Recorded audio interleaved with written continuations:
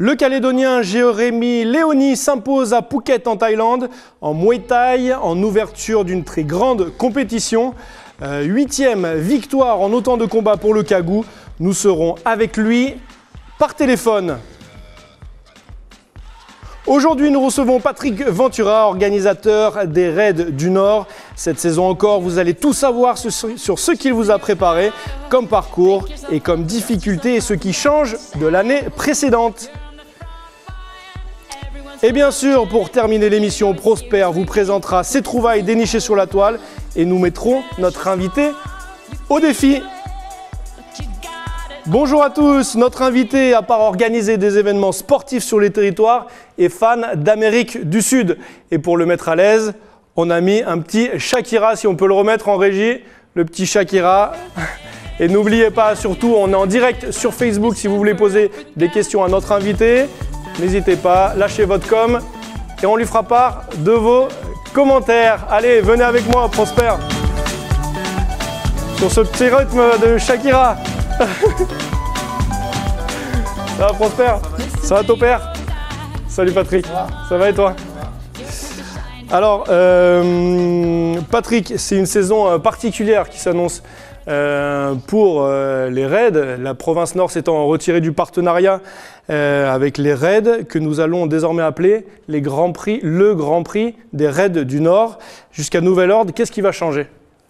On n'espère pas grand-chose parce que ce qui plaît aux gens, c'est justement de se retrouver en tribu, de faire une activité sportive là-bas de type raid et surtout d'avoir un échange avec la tribu. Donc ce qu'on a gardé, c'est ce qui plaît aux gens, c'est-à-dire c'est les épreuves, les deux types d'épreuves, une courte et une longue distance.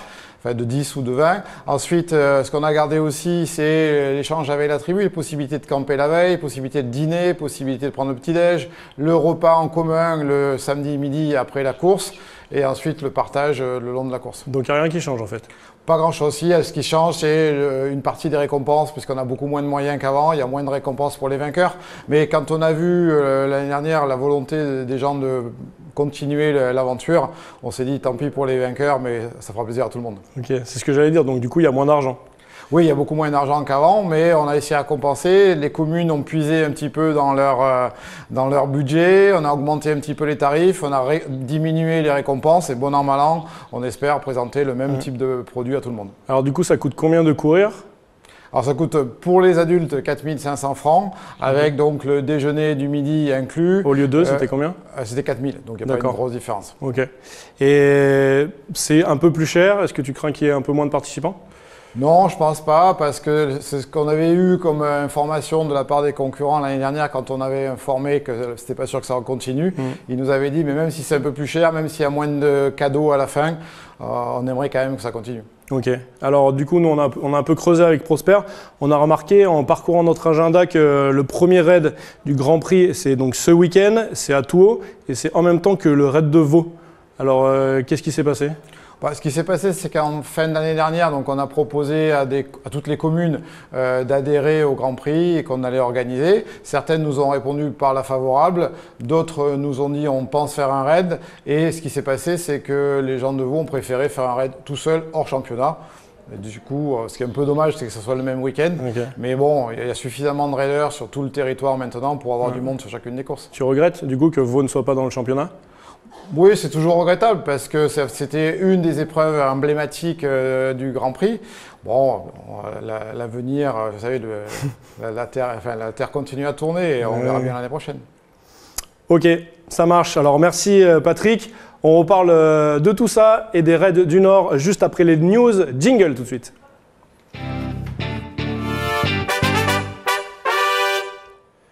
Alors football maintenant avec la 4e journée de Super League. À noter l'affiche de ce week-end, la rencontre entre les deux plus gros prétendants au titre, Magenta et Yengen. Alors un gros match entre ces deux équipes, Magenta et Yengen. 4 buts à 3 pour Magenta. Après avoir été mené 3 buts à 1, finalement, c'est Magenta qui s'impose. Et voilà, dans les autres résultats, vous le voyez sur ce tableau, c'est Wesh qui s'impose 3-2 contre Thiosport. Mondor 1-0 face à Horizon Passo. Triosport perd face à Poindimier. Et l'AS Lossi perd aussi face à Djéou. Et à noter le gros carton, la victoire 9-0 de Tigasport face à l'AGJP. Au classement, vous le voyez, l'AS Magenta prend les commandes grâce à sa victoire sur son dauphin Yengen. Et en fin de classement, l'AS Mondor respire un petit peu et c'est Triosport qui est lanterne rouge. Football toujours, on vous en a parlé la semaine dernière. 2 de nos Kagou U17 qui ont disputé la dernière Coupe du Monde en Inde ont été repérés pendant cette compétition et ont fait des essais dans 2 clubs de Ligue 1, n'est-ce pas Prosper? C'est ça Adrien, donc Kiam Wanese et Abiezer Djeno ont passé des tests respectivement au club de Troyes et d'Amiens. Malheureusement, les tests n'ont pas été concluants pour Kiam Wanese. Par contre, pour Abiezer Djeno, les choses sont plutôt bien passées pour lui. Donc pour ceux qui voudraient en savoir plus sur lui, je vous propose de regarder ce reportage. Né le 22 juin 2000, Abiezer Djeno occupe le poste de milieu de terrain au Dembea Football Club. Le joueur, mesurant 1,83 m, y fait toutes ses classes et progresse rapidement. Le jeune originaire d'OVA tape dans l'œil du sélectionneur Dominique Wakali qui l'appelle sous le maillot de la sélection calédonienne des U17. En 2017, avec ses coéquipiers, Abiezer participera à la campagne de qualification pour la Coupe du Monde des U17 en Inde. Auteur d'un but et de 3 passes décisives, le jeune Kagou réalise avec la sélection un beau parcours qui les propulse dans l'histoire du football calédonien. Les U17 deviennent la première sélection de football de Nouvelle-Calédonie, toutes catégories confondues, à participer à une phase finale de Coupe du Monde.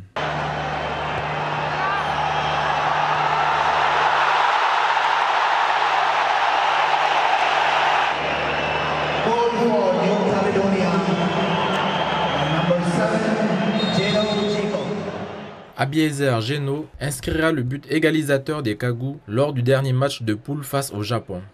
Ce but rentrera dans l'histoire sportive du pays car il permet à la Nouvelle-Calédonie de gagner son premier point dans une phase finale de Coupe du Monde.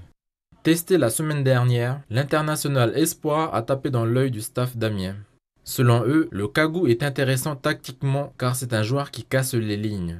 Le club d'Amiens fait le pari d'enrôler Abiezer en formation pendant 1 an car ils estiment qu'il a une bonne marge de progression. Sur place, il pourra compter sur la présence de Georges Gop Fenepej pour l'aider à s'acclimater, progresser et obtenir son premier contrat professionnel. Donc voilà, il a un contrat de formation d'1 an, donc c'est tout ce que lui sait de réussir au même titre que Christian Carambeu, Georges Gop Fenepej ou éventuellement Antoine Comboiré.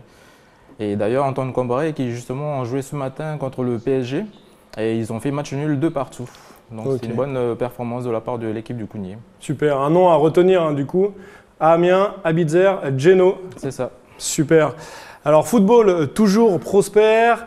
Et c'est un autre Kagou qui s'est distingué ce week-end, c'est Roy Kayara avec Team Wellington. Il se qualifie avec son équipe pour la finale de la Champions League océanienne. Ça se fera les 12 et 19 mai prochains après avoir fait l'exploit de sortir Auckland City. Ce sera une finale face aux Fidjiens de l'Otoka, en jeu une qualification pour le mondial des clubs de la FIFA. Tennis maintenant avec le 38e Open de Kumak. Depuis samedi, les phases qualificatives ont eu lieu avec plus de 80 joueurs engagés de 4e, 3e et 2e série et également en double. Dernière journée de ce tournoi demain. Quel sera le programme? Je vous propose d'écouter Xavier Vindal, président du Tennis Club de Kumak, au micro de Soline Espinoza. Demain auront lieu les finales. Si vous êtes dans le coin à Kumak, je vous invite à passer. Il y a du beau spectacle, de bons joueurs, de grands joueurs. On a notamment une joueuse là qui était classée ATP 485e joueuse mondiale. Donc beau spectacle demain toute la journée jusqu'à 14-15 heures. On a toujours un peu de retard mais c'est normal. 14-15 heures au club de Kumak. Alors je vous explique pas où c'est, chacun dans le nord connaît l'endroit. Méchoui, snack, boissons. Donc venez, c'est la grande fête du tennis, on vous y attend nombreux. Apparemment, il y a du vent à Kumak. Et à noter que ce tournoi de Kumak a la particularité de récompenser des gagnants pas que financièrement, mais également avec des cuisses de surf, des achats, et j'en passe. Ça te fait rire, François? Ouais, non, c'est... T'as envie de participer, participer au final. Gagner ton cuisseau. T'as envie de gagner ton cuisseau. On passe maintenant à une des bonnes nouvelles du côté de nos combattants en Muay Thai. Le Calédonien Jérémy Léoni s'est imposé dans son combat qui l'opposait au Thaïlandais Chok à Phuket en Thaïlande. Alors nous sommes en direct avec Jérémy Léoni par téléphone. Jérémy, est-ce que tu m'entends? Oui, je vous entends. Bonsoir la bonne. Bonsoir, salut Jérémy, ça va? Il est 4 heures de moins, c'est ça, en Thaïlande? Voilà, c'est ça. C'est ça. Jérémy, alors c'est ta 8e victoire en autant de combats. Pour l'instant, c'est un sans faute. T'es heureux? Ouais, ça va. On travaille dur pour avoir ces résultats, donc ça va avec. Ok. Combattre. Alors, du coup, c'est un combat au tout début d'un gros tournoi. Combattre en Thaïlande, dans le pays qui a inventé la Muay Thai, c'était une pression supplémentaire? Non, j'avais pas de pression parce que je suis habitué à combattre dans des événements et je suis bien préparé. Ok. Donc ça va. Ok. Ton prochain combat, c'est le 2 juin, c'est ça? À Châlons-en-Champagne, en France, contre un adversaire qui est plusieurs fois champion de France et même champion du monde amateur en 2015. Alors, est-ce que c'est un gros challenge qui t'attend? Comment tu l'appréhendes, ce combat? Je m'attends à un bon combat parce que c'est un combattant grand, il fait 1m90. Moi, je vais venir avec mon style agressif et technique. Mais ouais, c'est un bon challenge, c'est une bonne opportunité pour moi pour faire connaître mon nom en France et le Calédonie. Ok. Super. Alors, juste une dernière question, Jérémy. On te surnomme le lion. Alors, j'aimerais savoir pourquoi. C'est le cœur, c'est le caractère, cœur de lion. Voilà, c'est tout dans le caractère. C'est lié au caractère. C'est pas lié à ton nom de famille, Léoni? Si, ça veut dire lion aussi, c'est lié à mon nom de famille. Okay. T'as bien deviné. C'est ça. Bon, Jérémy, merci beaucoup de t'être rendu disponible pour nous. Je te souhaite une bonne continuation et on sera tous avec toi le 2 juin en France. Merci beaucoup. Merci beaucoup. Merci la Calédonie et merci la bonne. Bonne soirée à vous. Merci à toi. Salut. On passe tout de suite au water polo. Comme vous l'a dit Élise dans son JT, ce week-end avait lieu à Point-Bout un tournoi avec de nombreuses équipes de Nouvelle-Calédonie. Tournoi permettant de finaliser un classement pour la phase finale qui se déroulera le 30 juin. Explication avec Cyril Huet, le responsable du water polo à la Ligue de natation de Nouvelle-Calédonie. Des images de Stéphanie Marlier. Ah, on n'a pas encore cette interview. Alors juste Patrick, tu m'as dit avant l'émission que tu étais fan de water polo. Alors, je n'étais pas fan de water polo, je connaissais un peu le water polo. J'étais plus fan de foot parce que moi, je suis originaire de Marseille. Ouais. Donc, à Marseille, le foot, c'est la vie, quoi. C'est légion, ouais, c'est ça. Légion. Super. Alors, on va écouter tout de suite Cyril Huet, le responsable de water polo à la Ligue de natation de Nouvelle-Calédonie. Des images, je le disais, de Stéphanie Merlier. Alors c'est un tournoi qui est organisé sur l'ensemble de la saison, sur l'ensemble de l'année sportive. C'est un tournoi de water polo qui regroupe à peu près 5 équipes de water polo, 2 équipes du CNC de Nouméa, une équipe de l'Olympique Nouméa, une équipe de féminine de multiclub et une équipe de Point-Bout.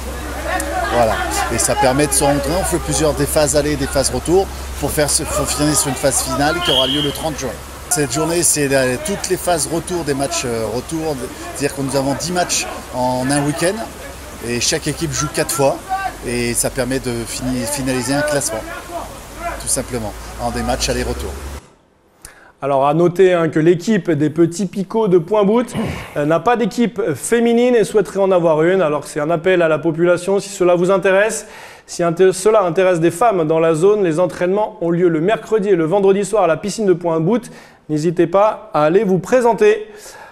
Voilà pour les news. Retour maintenant sur l'événement de la semaine, la reprise du Grand Prix des Raids du Nord. Toujours un petit et un grand raid, comme nous l'a dit Patrick, notre invité. Environ 10 km, environ 20 km. Alors on a eu un moment peur qu'ils disparaissent, ces Raids du Nord. Comment tu as fait pour monter ce programme alléchant ? Ce qui s'est passé, c'est qu'en fin d'année, on a cherché à ne pas faire mourir le Grand Prix. Et donc, j'ai contacté directement les communes en leur disant, voilà, on risque de ne pas avoir le même financement que l'année passée. Est-ce que vous, au niveau des communes, vous pouvez trouver un financement interne, je dirais, pour pouvoir lancer quelque chose au sein de la commune? Il y a 5 communes qui ont répondu. Il y a Touo, il y a Kawa, il y a Gomen, enfin Kalagomen, il y a Yengen et Wailou. Et avec ces 5 communes-là, on les a fédérées pour faire ce Grand Prix. Et aujourd'hui, on est bien content qu'avec ces 5 communes, on puisse proposer quelque chose d'assez proche de ce qui était fait jusqu'à présent. Oui, on voit d'ailleurs l'affiche avec toutes les dates de tous les raids. Alors Touo, c'est la première date, le 5 mai, donc ce week-end. Qu'est-ce qui attend les coureurs pour ce raid ? Alors ça va être assez difficile sur la première partie. Après, je dirais c'est un peu toujours pareil pour les coureurs. Quand on leur dit que c'est facile, ils nous disent non, mais en définitive c'est pas si facile que ça. Quand on dit que c'est difficile, c'est pas si difficile que ça. Donc je dirais un peu dans le même esprit, même type de dénivelé, à peu près 800 et quelques mètres sur le grand et à peu près 450 mètres sur le petit. Donc voilà, du standard en termes de parcours, mais par contre des très beaux paysages parce qu'on est au-dessus du lagon. Et dès qu'on est au-dessus du lagon, c'est merveilleux. Ok, combien d'inscrits pour… on a fait un petit point tout à l'heure, on était dans les 350 déjà, donc c'est bien quoi. Et on peut aller jusqu'à 500. Voilà, on peut aller jusqu'à 500, les inscriptions c'est encore pendant 2 jours, donc on a bon espoir d'arriver autour des 400. Et il y a combien de bénévoles qui baliseront par exemple le parcours? Alors au niveau des équipes qui vont sur le parcours, il y a à peu près 7 à 8 personnes qui sont déjà au travail et je dois féliciter et remercier Ostien, il se reconnaîtra, qui est de la tribu de Kokengon qui organise ce raid là-bas, qui depuis qu'on a fait la reconnaissance est là-haut avec une équipe pour ouvrir les sentiers, les nettoyer, préparer le balisage et tout ça sera fait prêt samedi prochain. On a une photo d'ailleurs en régie si on peut la mettre. Comment ça se passe du coup au niveau de l'organisation? Qui va baliser ces sentiers? Qui fait les repérages? Qui fait… Bon, comme je dis toujours, dans une tribu, quand on arrive, c'est un travail d'équipe. Nous, on sait ce qu'on veut, on sait ce qui plaît aux gens. Les gens connaissent le parcours, enfin les parcours de chasse, les chemins qu'ils utilisent pour aller chasser, etc. Donc, on essaie de discuter avec eux et de trouver le compromis qui va le faire. Et là, on le voit bien sur cette photo où ça, c'est tout haut. Hein. Ça, c'est à Touo, c'est au-dessus de Kokengon. Les gens reconnaîtront du coin là-bas. Et c'est vraiment sur le parcours. Donc là, il n'était pas encore nettoyé puisque c'était la reconnaissance qu'on faisait avec eux, parce que ce qui se passe, c'est qu'on part avec eux déjà pour voir les distances, le dénivelé, si c'est esthétique, pas esthétique, si c'est dangereux, pas dangereux. Et une fois qu'on a fait ça et qu'on est d'accord avec eux sur le parcours, après, ils ont à peu près 2 mois pour nettoyer le parcours et le rendre très courable, je dirais, pour les concurrents, pour pas qu'ils s'écorchent, s'il y a des sensitives, les enlever, etc. C'est un travail énorme et toi, tu dois finalement leur faire totalement confiance. Mais on fait confiance parce que c'est un travail qu'ils connaissent bien et qu'ils font 100 fois mieux que nous en tous les cas. Mieux que toi? Mieux que moi. Parce que tu m'as pas vu à l'œuvre avec ma démo sérieuse. On peut essayer un de ces jours si tu veux venir, c'est avec plaisir. on ira avec Prosper. Donc du coup, cette année, on a parlé que c'était un championnat, c'est comme l'année dernière, il faut participer à 4 courses sur les 5 courses, comment ça se passe? Voilà, c'est exactement le même principe, sauf qu'il n'y a que 5 courses, donc on a dit, on fait une prime à la fidélité, donc il y a tous les gens qui en ont fait au moins 4 peuvent prétendre au classement et ceux qui en auront fait 5, c'est-à-dire l'intégralité, auront un petit bonus de 10 points en plus, ce qui permettra peut-être de les départager. Nous, notre souhait, c'est à travers ce championnat, c'est amener les gens régulièrement, parce qu'en gros, il y en a un par mois et c'est ce qu'on souhaite, c'est que ce soit le rendez-vous mensuel des gens qui veulent venir dans l'Or. Ok, mais moi, en tout cas, ce que je sais, c'est que c'est le rendez-vous de Prosper. C'est ça. Il est fin prêt, Prosper. Il est fin prêt. T'en as déjà fait des raids du Nord? Non, j'ai pas eu la chance, mais pourquoi pas, je serais intéressé. Sache que exactement c'est ce que j'allais dire. Sache que je t'ai inscrit et tu cours ce week-end avec moi. Tu me tires d'ailleurs. Sur le grand ou le petit? Sur le grand ou le petit? Sur le grand. Tu peux choisir par contre. Le petit pour commencer. Le petit pour commencer. Ok. Merci Patrick pour toutes ces informations sur le Grand Prix des Raids du Nord. On passe tout de suite aux petites pépites que Prosper nous a trouvées sur le web. C'est le web du sport jingle.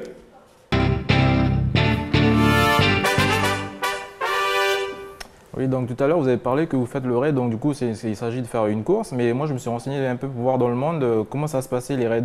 Et donc, du coup, j'ai fait des recherches et il y en a un qui m'a bien marqué, c'est le raid des Alizés. Donc, c'est un événement sportif et solidaire à 100% féminin qui se déroule à la Martinique sur 4 jours et 4 nuits. Donc, il rassemble environ 200 participantes réunies en équipe de 3. Et chaque équipe défend une association qui lui tient à cœur et les touche bien souvent directement, donc que ce soit pour la lutte contre une maladie, contre la violence faite aux femmes ou aux enfants, et pour aider les orphelins ou des sapeurs-pompiers. Donc une partie du ticket d'entrée, donc là pour le coup il n'est pas donné, il est environ 950 000 francs CFP.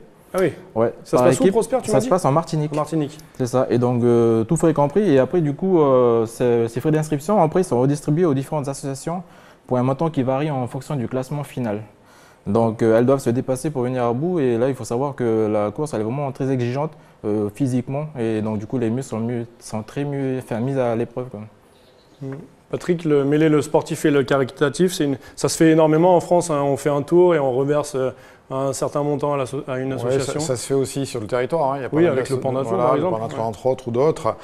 Oui, je pense que c'est bien parce que l'avantage de ces épreuves-là, c'est que ça draine beaucoup de monde, que ça permet aussi, à travers la sollicitation pour des associations ou autres, de drainer de l'argent des entreprises et de mêler tout ça, c'est bien parce que ça permet de lever des fonds que des associations qui en ont vraiment besoin ne peuvent pas faire par eux-mêmes. En tout cas, ça a l'air magnifique en Martinique, cette épreuve. Hein. Ouais. Super, merci Prosper pour cette petite vidéo. On va passer tout de suite à la rubrique C'est qui lui ? Prosper, on se retrouve tout à l'heure pour le défi sport. Jingle tout de suite. Non, on reste là, Patrick. Ah bon. On reste ici. Bon. C'est le C'est qui lui. Alors Patrick, ça fait bientôt 30 ans que tu es sur les territoires, et avant tu faisais quoi ? Alors moi j'ai une formation de prof de PS, j'ai enseigné pas très longtemps parce que j'ai une autre formation qui était moniteur de ski. Alors ici ça ne me sert pas à grand chose, mais je préférais ça parce qu'au moins les clients que j'avais avaient vraiment envie de participer, ce qui n'était pas forcément le cas de tous mes élèves. Ok, du ski. Alors on va vérifier ça quand même si c'est vrai, ce que tu nous dis. Ça remonte, si on peut voir en plasma la photo. Ah oh, putain, oh pardon. Oui, c'est bien toi. Tu as trouvé ça où, toi ? C'est toi ? Je sais pas, mais en tout cas, c'est toi ? Ah oui, c'est moi. Est-ce qu'on est sûr de ça ? Ça, c'est moi, et c'était la dernière tenue de l'ESF. D'accord. Et moi, je pense que tu faisais plus le beau en bas des pistes que de donner des cours. Ça fait partie du métier aussi. Ça fait un peu Thierry Lhermitte. Hein. Ouais, peut-être. Dans les bronzés. Ok. Et après la Calédonie, on a eu. Enfin, après, tu es arrivé en Calédonie, tu es passé par Tahiti, non, c'est ça ? Moi, je suis parti d'abord sur les Antilles. Des Antilles, je suis resté un an en Guyane. J'ai fait un tour d'Amérique du Sud. Je suis arrivé sur la Polynésie où j'ai bossé en tant que prof de PS à Rurutu. Ouais. Et après, comme l'année scolaire là-bas se termine plus tôt qu'ici, de là-bas, je suis venu ici. J'ai bossé au lycée à Tahiti. Okay. Pas très longtemps, quelques mois. Et après, tout de suite, j'ai monté ma boîte qui existe toujours. Ok, alors juste Rurutu, on fait un bisou à Franck qui nous regarde, qui est originaire de Rurutu, qui fait partie lui aussi de la bande. Alors du coup, tu es arrivé en Calédonie et avec la Calédonie, il est arrivé autre chose aussi, si on peut regarder. Ah ouais, il est arrivé la moustache. Entre-temps, il est arrivé la moustache. Ouais. De moins de cheveux et la moustache. De moins en moins de cheveux et la moustache. Alors c'était quoi ça ? C'était à gauche sur la photo. Ouais, ça c'est à gauche. Juste à ma gauche sur la photo, il y a Gérard Fusy. Au milieu, Cheval Patrick Hardimani. La demoiselle blonde était venue avec Gérard Fusy pour faire le contraste avec Yolène, qui est à droite sur la photo. D'accord. Et c'était la photo de reconnaissance de la préparation du Raid Gauloise qui a eu lieu ici en 91. Et non. Ça, c'était pour les gens du Nord, ils connaissent. Ça, c'était pris à Pamalé, où Patrick avait son campement là-haut entre Atéou et Tipingé. Quelle mémoire, impressionnant. Ouais, c'est des moments qui frappent quand même. Ouais. On voit en tout cas sur la photo que tu aimes mouiller le maillot. Hein, si on peut en voir une autre également de photos.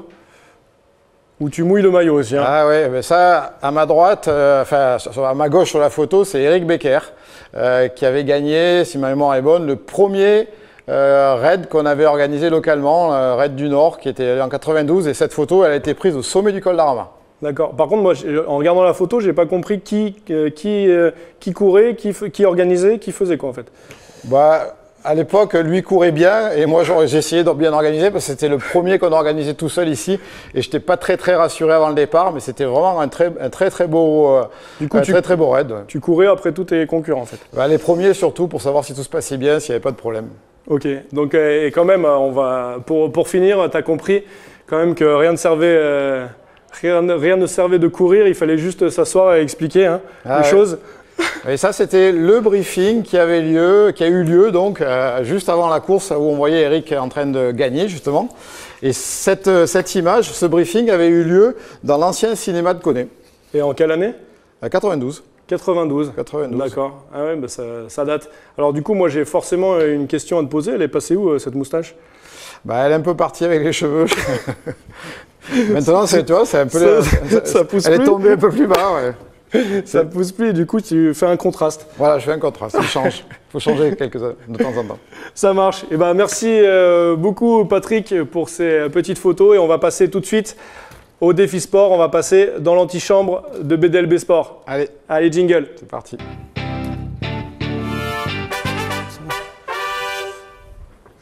Allez, on y va. Allez, go. Alors c'est quoi là? Alors...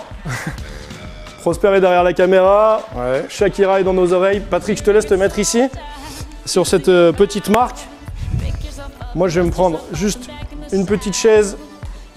Alors, le but du jeu, Patrick, c'est que je vais te poser des questions. Il va falloir que tu répondes le plus vite possible, mais en même temps, je vais te faire faire un peu d'exercice. D'accord? Et le but, c'est que tu me renvoies le ballon de la même façon que je te l'ai envoyé, mais en répondant à la question. Ça marche? J'essaie. Ok, alors tu aimes la Colombie. Quelles sont les 3 couleurs du drapeau colombien? Oula, vert, jaune et bleu. Vert, jaune et bleu? C'est faux. C'est faux? Ouais. Jaune, bleu et rouge. Ah, alors, la capitale de la Colombie? Ah, ça c'est Bogota. Bogota, bien joué. En quelle année le territoire a été conquis? De la Colombie? Oui.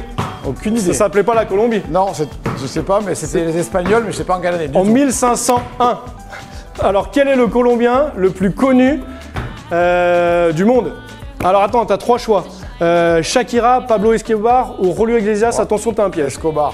Escobar? Non, c'est Shakira. C'est plus connu qu'Escobar? Exactement. Il n'y avait pas encore la série. Et on l'écoute, mais il y a beaucoup de jeunes qui ne connaissent pas Escobar. Exactement, il n'y avait pas la série. Alors justement, qui a dit Mira en Barranquilla se baila así? Oh, c'est Shakira, ça C'est Shakira, ça veut dire à Barranquilla, on danse comme ça. Et qui a dit, dernière question, plata o plomo? Ça, c'est Escobar. Escobar, et ça veut dire? Soit le plomb, soit tu... Plata. La plate, l'argent. L'argent. Soit tu payes, soit tu as des plombs. Eh ben merci, enfin des plombs. Tu te fais tuer par Pablo Escobar. Ouais. Merci Patrick, bon c'était pas trop éprouvant physiquement, mais tu as bien répondu aux questions. Alors merci à tous de nous avoir suivis, merci Patrick d'être monté dans le Nord. Bah, samedi sur le raid alors. Voilà, samedi sur le raid avec Prosper qui est derrière la caméra. Prosper, tu peux venir avec nous d'ailleurs. Donc on se quitte sur ces images. Le génie Iniesta, c'est Prosper qui m'a soufflé cette belle image pour la fin. Le génie Andrés Iniesta, espagnol, qui quitte le Barça après 20 années passées au club. Patrick, t'as suivi aussi? Ah ouais, parce que ce gars-là, il a marqué le club et c'est un grand joueur. Quoi. Un grand joueur, ouais. Et en plus d'Espagne aussi. D'équipe d'Espagne également, et il quitte le Barça sur un nouveau titre de champion d'Espagne 2018. Alors on l'annonce un petit peu partout, mais en tout cas il a assuré qu'il ne jouerait jamais contre le Barça. C'est classe de sa part. On regarde tout de suite les images. Taltoul la bande, à la semaine prochaine. Ciao. Oui, ah ouais.